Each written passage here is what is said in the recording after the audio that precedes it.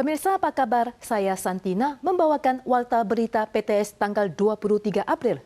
Banyak orang yang bergadang sepanjang malam akibat gempa yang tak kunjung reda sejak tadi malam hingga hari ini. Sekitar pukul 2:30 dini hari ini, dua gempa magnitudo 6 ke atas terjadi dalam kurun waktu 6 menit, menyebabkan gedung Tong Shuai dan Hotel Fukai mengalami kemiringan. Untungnya tidak ada orang yang terluka dalam bencana ini. Pemerintah mengumumkan semua kelas dan kerja hari ini diliburkan. Hotel Fukai di Hualien terguncang hingga miring, sementara balok berbentuk H yang menopang gedung Tong Shuai yang sudah terdaftar sebagai bangunan berbahaya juga roboh, sehingga tingkat 2 amblas menjadi tingkat 1. Walau seluruh penghuni sudah mengungsi, masih ada beberapa orang yang mampir untuk melihat kondisi gedung. 一夜难眠呐，然后想说天亮了，然后就想说赶快跟几个租户比较好的大哥啊、大姐他们约好，就一起过来，静静的陪他。 Hotel Fukai yang berusia 44 tahun dan terletak di Chongsan Road berubah menjadi bangunan rapuh dan miring 12 derajat. Penghuni di sekitarnya segera mengungsi semalaman. Saat fajar, truk konstruksi bergegas masuk untuk memasang balok penyangga sesuai metode gedung Uranus. Proses pembongkaran diperkirakan akan selesai dalam waktu 2 minggu. 没有想到这个余震这么的密集，而且也这么的强烈啦。像昨天晚上，我想全花莲没有人有办法睡觉啦。 Menjelang fajar, warga di dekat bangunan berbahaya tersebut segera pulang untuk mengambil barang berharga. Tidak tahu kapan mereka bisa kembali lagi nantinya. Untungnya, tidak ada yang terluka atau terjebak dalam gempa ini. Pemkab Hualien juga mengumumkan aktivitas sekolah dan kantor diliburkan hari ini. Gempa susulan dari gempa dahsyat 3 April di Hualien telah melebihi 1.163 kali. Mulai kemarin sore hingga pagi hari ini, gempa susulan padat terjadi lebih dari 200 kali. Pusat Seismologi menganalisis serangkaian gempa ini merupakan gempa susulan dari gempa kuat 7,2 SR lalu yang masih melakukan penyesuaian tekanan. Namun, mengapa gempa susulan padat kembali muncul 19 hari setelah gempa utama? Hal ini mungkin saja berhubungan dengan sesar buta di dasar laut. Menggunakan lampu darurat, warga kembali ke rumah untuk mengemas barang. Hualien kembali mengalami serangkaian gempa kuat sepanjang malam. Warga cemas sampai tidak bisa tidur. Banyak orang yang naik mobil dan berlindung di alam terbuka. 花莲待那么久，有这样那么久过吗？摇那么久？没有，也没有哈。对啊，已经摇一下子。 Statistik menunjukkan sejak gempa di Hualien tanggal 3 April, gempa susulan telah mencapai 1.163 kali. Sejak tanggal 22 sore, gempa susulan intensif mulai bermunculan. Di antaranya dua yang terbesar yakni 6 SR dan 6,3 SR terjadi tanggal 23 dini hari. 5 hingga 6 SR terjadi 24 kali, sedangkan 4 hingga 5 SR 85 kali. Hingga tanggal 23 pukul 10.30, tak sampai 1 hari, total gempa susulan telah mencapai lebih dari 222 kali.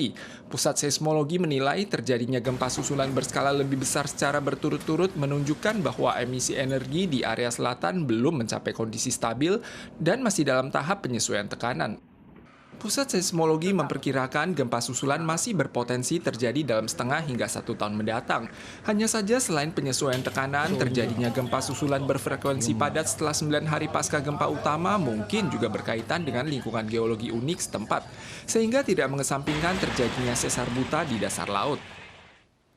Hualien diguncang gempa kuat sejak tadi malam, menyebabkan tanah longsor skala besar di kilometer 34,4 Jalan Provinsi nomor 11 dan pergeseran jembatan Tongmen.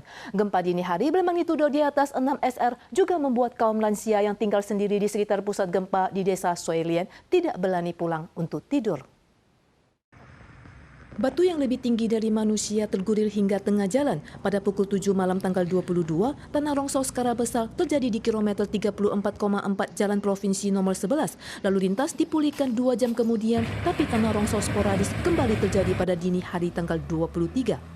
Tak hanya itu, gempa kuat yang diiringi hujan deras pada tanggal 22 sore juga membuat Jalan Provinsi nomor 9 di Hualien mengalami tanah longsor dan rel kereta api terkubur, sehingga kereta api dan jalan raya sempat terputus. Meski lalu lintas sudah kembali lancar, banyak jadwal kereta api yang tertunda. Sementara itu, jembatan Tongmen di desa Shulin bergeser dan terdapat retakan beton di kedua sisi jembatan. Desa Suilien di kota Praja Sofeng yang berada di sekitar pusat gempa juga berguncang hebat, membuat kaum lansia yang tinggal sendirian tidak berani pulang ke rumah. Banyak warga Hualien juga ikut bergadang. Perihal situasi gempa susulan beruntun dengan skala yang tidak termasuk kecil, pakar mengingatkan untuk waspada gempa dahsyat palung laut di kemudian hari karena gempa jenis ini akan memperbesar getaran pada gedung tinggi dengan durasi yang lebih panjang. Jika getaran berlangsung selama 3 menit di Taipei, banyak gedung tua bakal ambruk. Gempa bumi beruntun mengusik mimpi banyak orang di tengah malam. Seorang pakar geologi memperingatkan guncangan yang disebabkan gempa palung laut bakal lebih besar dari gempa 403 dan 921.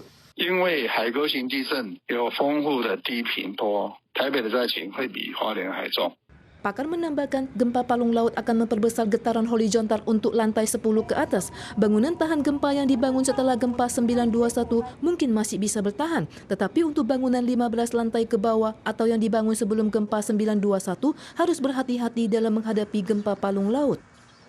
37 terpidana mati di Taiwan mengajukan petisi untuk interpretasi konstitusi karena menganggap hukuman mati tidak konstitusional. Pihak pro dan kontra melakukan perdebatan sengit di Mahkamah Konstitusi pada hari ini perihal isu keberadaan dan penghapusan hukuman mati. Sejumlah pengacara tiba, semuanya siap membela terpidana yang divonis mati. Saat ini ada 37 terpidana yang dijatuhi hukuman mati di Taiwan. Mereka serentak mengajukan petisi untuk menjalani interpretasi konstitusi melalui pengacara, dengan alasan bahwa hukuman mati merenggut martabat manusiawi, melanggar hak untuk hidup, dan bahkan melanggar prinsip proporsionalitas yang dijamin oleh Taiwan. Eksistensi dan penghapusan hukuman mati telah diperdebatkan selama bertahun-tahun.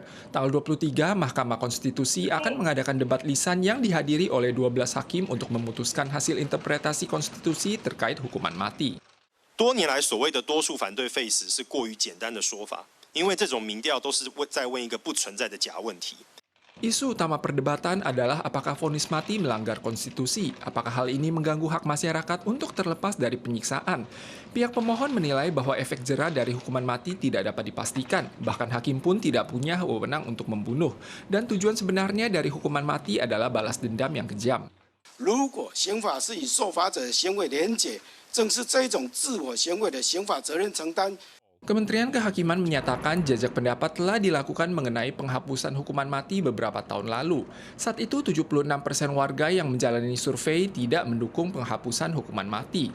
Dalam jajak pendapat terbaru, lebih dari 80% warga menentang penghapusan hukuman mati. Dalam waktu 3 bulan setelah perdebatan berakhir, hakim harus mengambil keputusan. Apapun hasilnya nanti pasti akan menarik perhatian. Para pemirsa sekalian, sekian warta berita dari PTS. Kita suara lagi di lain kesempatan. Sampai jumpa.